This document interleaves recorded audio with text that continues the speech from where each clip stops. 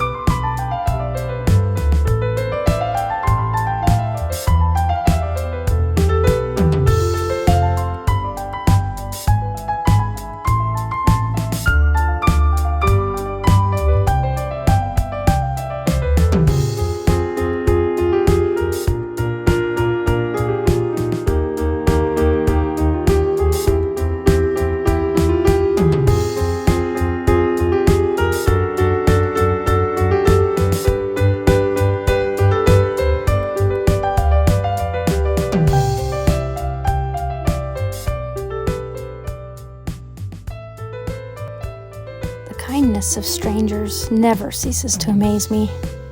Riding back from Tuk to Inuvik, the Rotopak's mount screw fractured, and 2 full 1-gallon fuel packs yeeted themselves off into the unknown without even announcing their departure.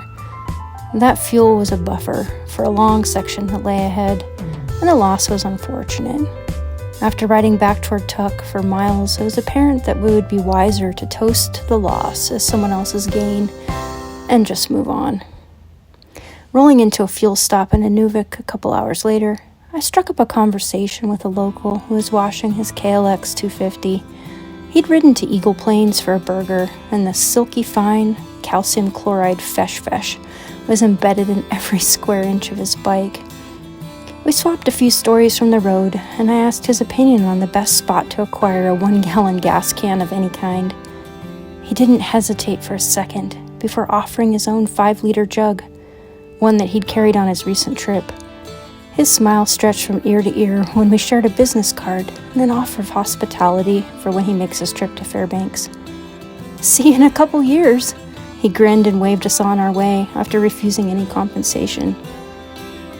This is the wealth of the Northland.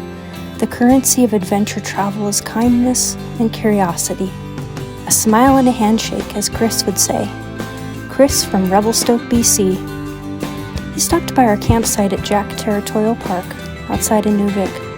We talked for an hour in the meager shade cast by our tent, sweltering in the 90-degree heat.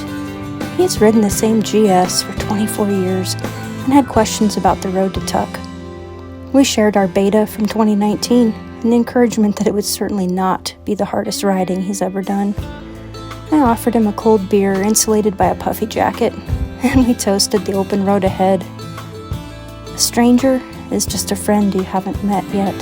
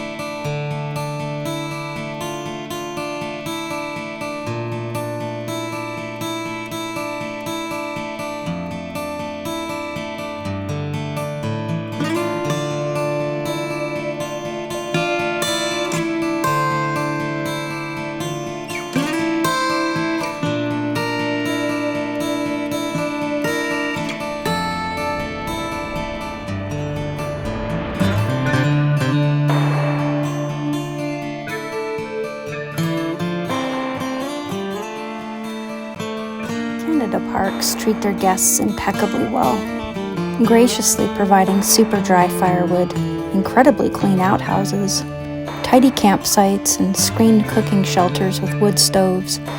They've created a series of oases, soft places to land. After riding for 16 hours and 400 miles on gravel that included an out and back to Tuk in the Arctic Ocean, I was in the margins in a big way. I'd walked directly into the ocean with all my riding gear and filled my boots with water. It was the best possible choice for the heat of that particular day, and for 8 hours, I was cool and comfortable. Every zip on my riding gear wide open, feet basking in a mellow swamp of salt water. I was riding happy.